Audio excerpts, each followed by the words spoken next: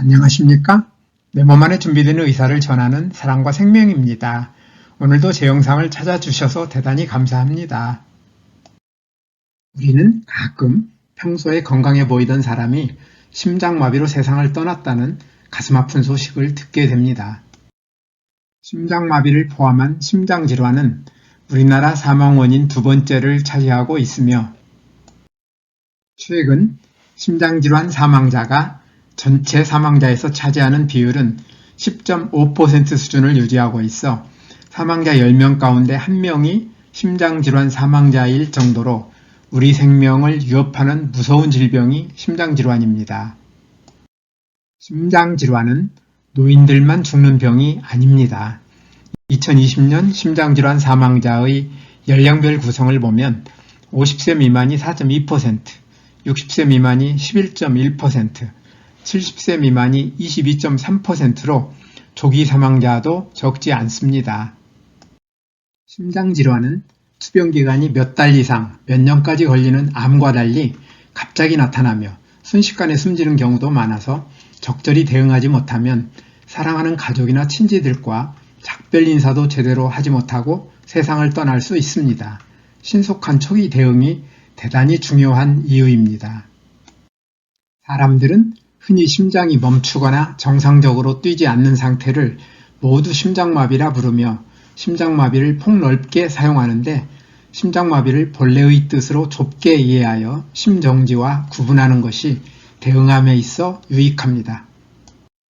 심장마비는 심장에 영양소와 산소를 공급하는 세 개의 관상동맥의 일부가 막힘에 따라 심장의 근육에 충분한 영양소와 산소가 공급되지 못하여 심장의 박동이 약해지는 현상입니다.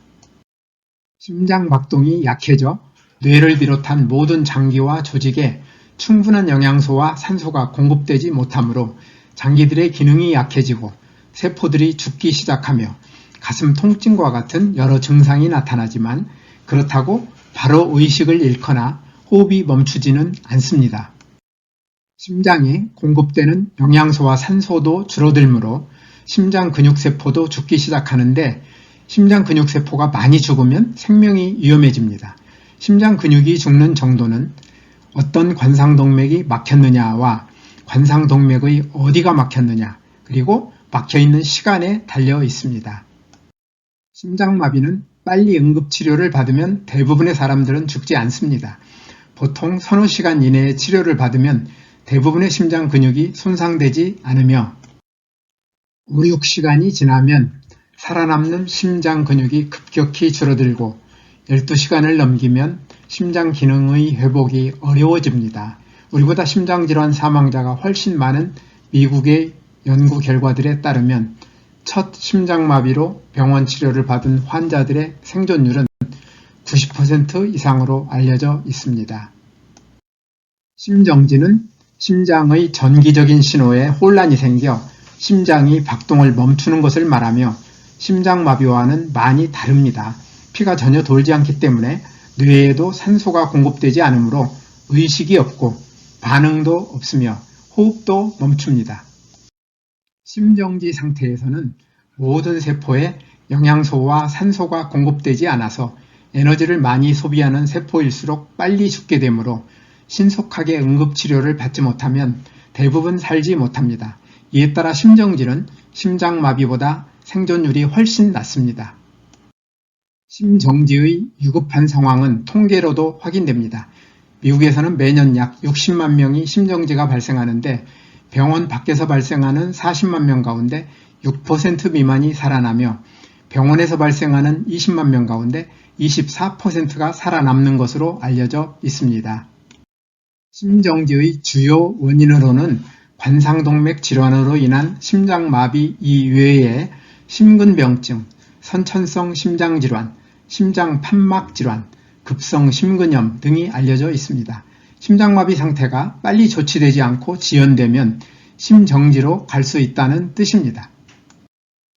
심장마비와 심정지와 같은 치명적인 혈관질환을 미리 예방할 수 있으면 좋겠지만 예방하지 못하고 찾아온다면 어떻게 하는 것이 최선일까요? 비상 상황에서 하나뿐인 소중한 목숨을 지키기 위한 대책으로 초단기 대책과 중장기 대책을 생각할 수 있습니다. 심장마비와 심정지의 초단기 대책은 심장 근육의 손상을 최소화할 수 있도록 가능한 한 빨리 응급치료를 받는 것입니다.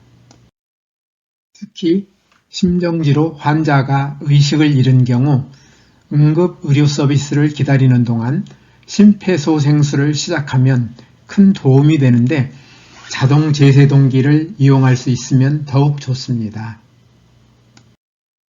심장마비와 심정지로 응급치료를 받고 다행히 회복된다면 유사한 응급 상황이 다시 찾아오지 않도록 반드시 중장기 대책을 실천해야 합니다. 왜냐하면 응급치료는 심장마비와 심정지의 원인을 근본적으로 제거한 것이 아니고 남아있기 때문입니다. 심장마비는 관상동맥이 막혀 혈액이 제대로 흐르지 않아서 생기기 때문에 심장마비 생존자는 또 다른 심장마비의 위험이 매우 높습니다. 연구에 따르면 45세 이상 심장마비 생존자 가운데 남자의 18%와 여자의 23%가 1년 안에 사망했으며 남자의 36%와 여자의 47%가 5년 안에 사망했습니다. 이러한 이유로 심장마비와 심정지 생존자는 심장마비와 심정지의 원인이 되었던 나쁜 혈관 상태를 개선하기 위한 노력을 다른 사람들보다 훨씬 많이 해야 유사한 상황의 재발 위험을 낮출 수 있습니다. 따라서 제 영상 44편과 46편에서 말씀드린 것처럼 심장마비와 심정지 생존자들은 혈관의 건강을 회복하기 위하여 음식 쓰레기와 공기 쓰레기를 최소화하는 한편 필요한 영양소를 적절히 공급할 수 있도록 다양한 과일과 채소, 곡식을 골고루, 통째로 충분히 먹는 친생명적인 식사를 하여야 하며 아울러 뉴스타트를 생활화하여 최고 명의의 기능을 수행하는 유전자가 잘 켜지면 혈관의 건강이 회복되어 혈관 질환은 사라질 것입니다. 오늘도 끝까지 영상을 시청해 주셔서 대단히 감사합니다. 음식 쓰레기와 공기 쓰레기를 줄이고 친생명적인 식사를 포함한 뉴스타트를 생활화하여 건강한 혈관을 유지함으로써 늘 건강하시기를 기대하며 다음에 더 좋은 영상으로 찾아뵙겠습니다. 여러분의 소중한 의견을 남겨주세요. 구독과 좋아요 부탁드립니다.